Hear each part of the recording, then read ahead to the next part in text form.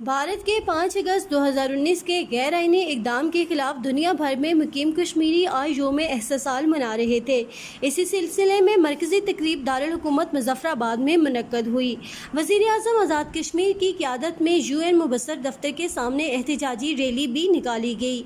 एहतजाजी rally में मेंबरान कानून साज असम्बली समेत सियासी जमातों के नुमाइंदगान ने शिरकत की। वज़ीर आज़म आज़ाद कश्मीर राजा मोहम्मद फ़ारूक हैदर खान ने योम एहतसाल की याददाश्त UNO मुबस्सरीन को पेश की।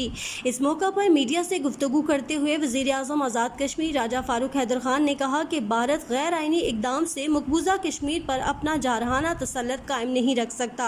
उनका कहना था कि कश्मीरी भारत से मुकम्मल आज़ादी तक अपनी जदोजहद जारी रखेंगे। मसला कश्मीर के हल के लिए अभी भी बहुत कुछ करना बाकी है। इस मौका पर उन्होंने कहा कि अक़वाम मुत्तहिदा कश्मीरियों को उनका हक़ खुद इरादियत दिलवाने के लिए अपना मुस्बत किरदार अदा करे। फाइज़ा गिलानी, कंट्री न्यूज़, मुजफ्फराबाद, आज़ाद कश्मीर।